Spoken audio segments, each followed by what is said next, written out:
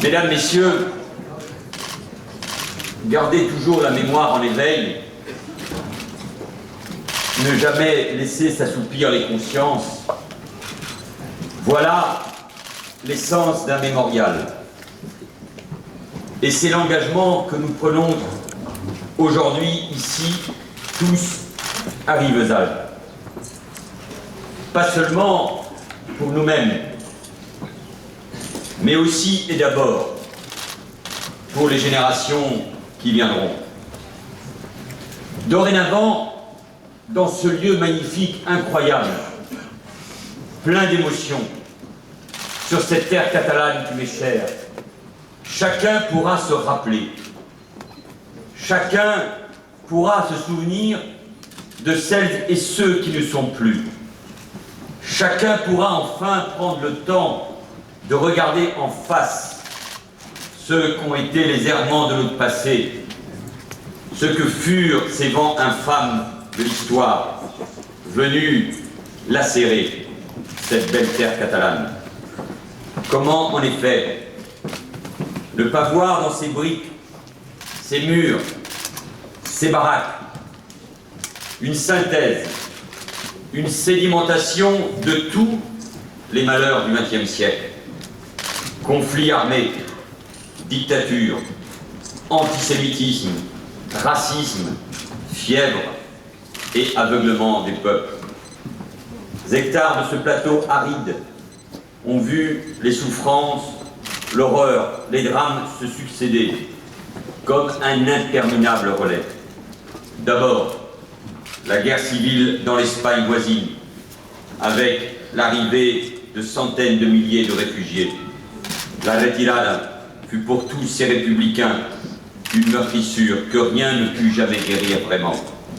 Chassés par les troupes de Franco, par la dictature qui s'annonçait, ils durent se résoudre à abandonner leur terre, à tout abandonner derrière eux.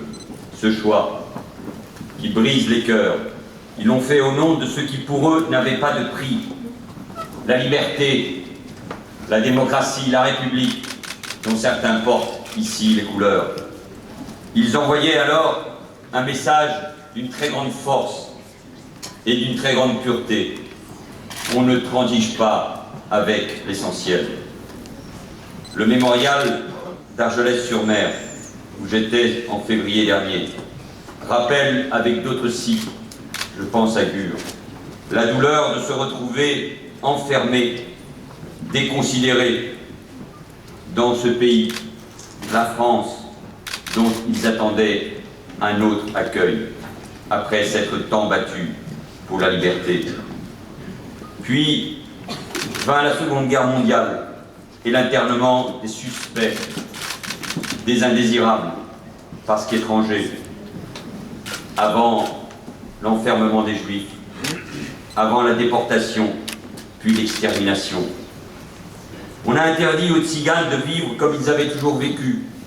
Ils voulaient voyager. On les a internés, attachés à un lieu. Ils étaient ici 1300, venus d'Alsace-Moselle, où ils avaient été expulsés par les nazis. Certains sont morts sur place. D'autres, nombreux, ont été exterminés loin d'ici. Cela aussi, on en a trop peu parlé. Ici fut aussi actionné, donc, un pan de cette mécanique effroyable de la destruction des Juifs d'Europe. Après les rafles, les regroupements, les mauvais traitements, 9 convois partirent entre août et octobre 1942 pour Drancy, étape avant les camps de la mort, avant l'enfer d'Auschwitz-Birkenau. Nous le savons, grâce au travail acharné de Serge Klarsfeld, là où nous nous trouvons, dans ce Drancy de la zone sud, pour reprendre ces mots, 2313 destins ont été scellés, livrés, sans état d'âme, à l'appétit d'une sauvagerie dont la France, c'est un remords éternel, fut complice. Mais je ne veux pas oublier non plus le rôle important des œuvres de ces organisations humanitaires pris dans des contradictions, mais voulant bien sûr aider ceux qui souffraient. Et grâce à elle, grâce à Paul Corazzi, qui sera fait juste parmi les nations, beaucoup de sauvetages auront lieu, notamment des enfants. Enfin, la guerre d'Algérie, qui depuis l'autre rive de la Méditerranée a charrié tant de déracinés. Ici, les harkis, après d'ailleurs des nationalistes algériens, se sont retrouvés comme au milieu de nulle part, ne comprenant pas pourquoi la France, pour qui ils s'étaient engagés, qui avait tant promis, détournait ainsi le regard, les abandonnait. 21 000 sont passés par Rivesaltes, supportant le fardeau d'une histoire qui les dépassait et même qui les écrasait. Et je n'oublie pas ces tirailleurs guinéens qui échouèrent aussi ici à Rivesaltes. Ainsi, pendant plus de 4 décennies, des hommes, des femmes, des enfants se sont retrouvés pris au piège de ce camp, regroupés, parqués, humiliés, niés, car considérés comme des indésirables, des ennemis, des étrangers, dont on ne voulait pas. Avec les ministres qui m'accompagnent, Najat Vallaud-Belkacem, Jean-Marc Todeschini, Ségolène Neuville, nous avons entendu les témoignages d'Antonio Cascarosa, de David Corne, de Fatima Besnassi Lankou et bien d'autres. Ces témoignages valent mieux que tous les discours. Ils venaient du fond du cœur.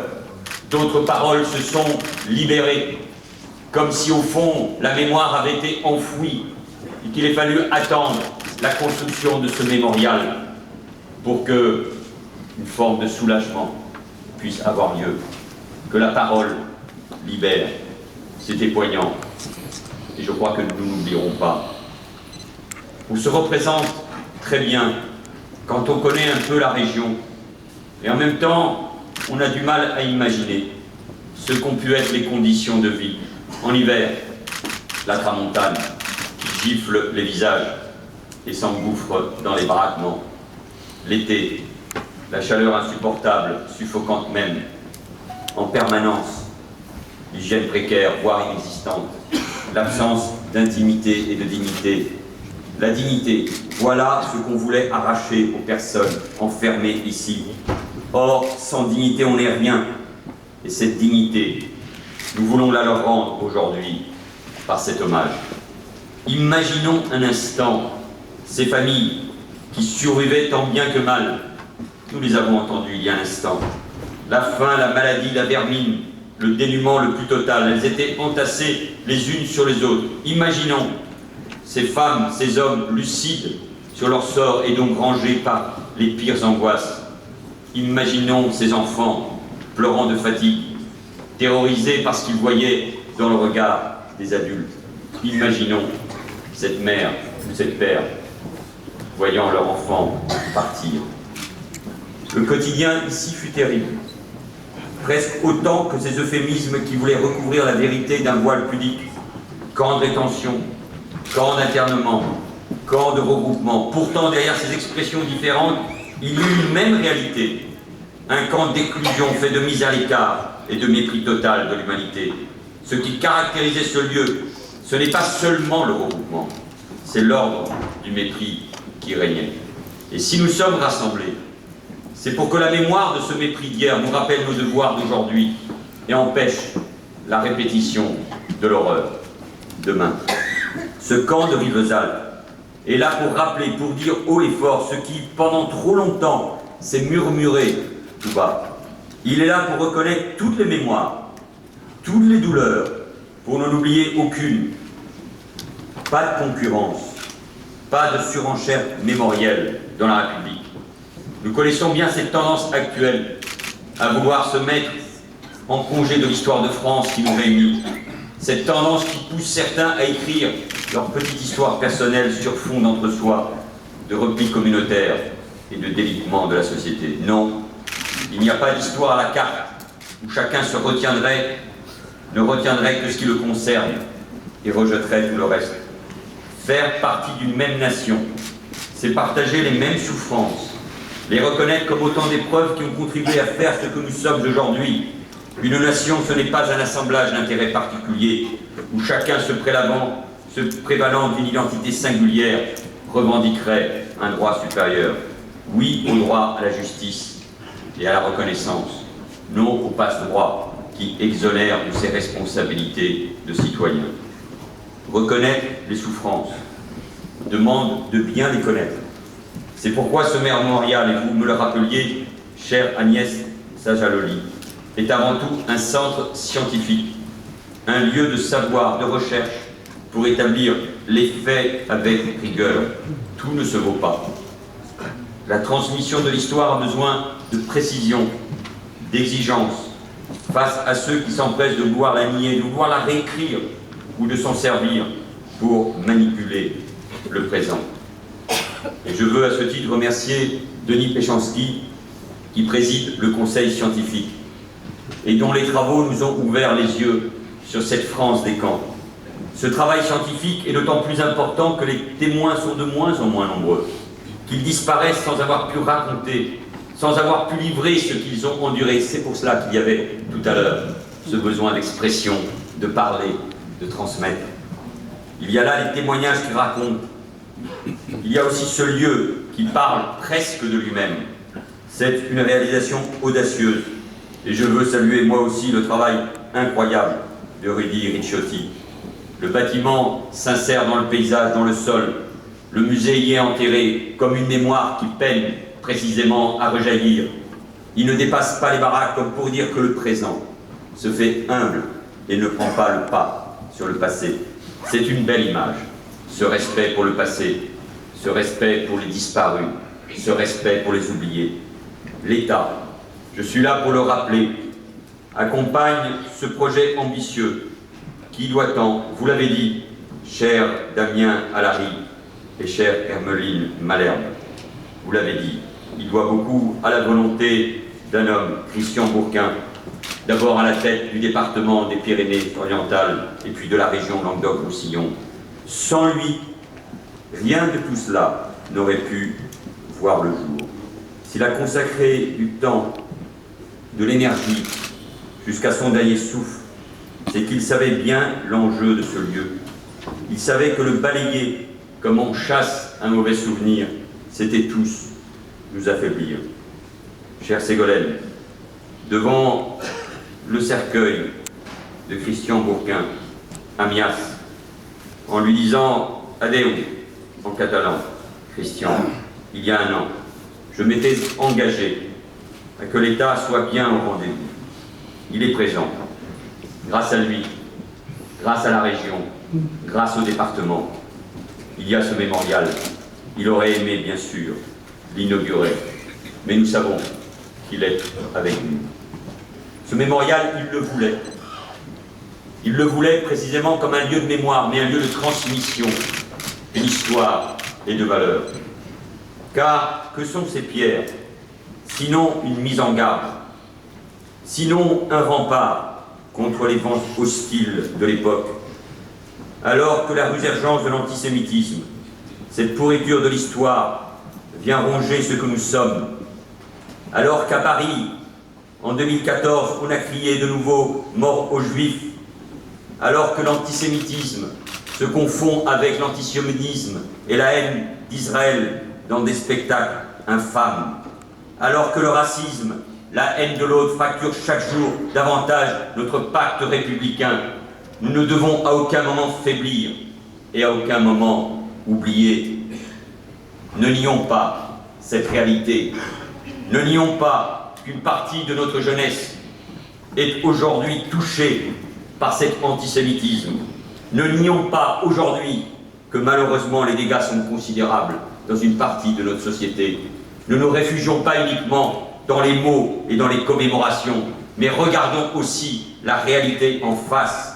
Et n'oublions pas ce que nous nous sommes dit au lendemain des attentats de janvier dernier. Tous ces lieux de mémoire sont les postes avancés de cette reconquête des esprits et des cœurs que nous devons mener au nom de la République et de tous ceux qui se reconnaissent en elle. Nous devons mener cette reconquête, oui, car il s'agit d'une reconquête, parce que nous avons cédé du terrain vis-à-vis de la société dans son ensemble, trop souvent fatiguée à la seule idée de s'indigner, mais la mener d'abord pour notre jeunesse, souvent victime des contre-discours, des complotistes, des affabulateurs de toutes sortes, des avocats du relativisme.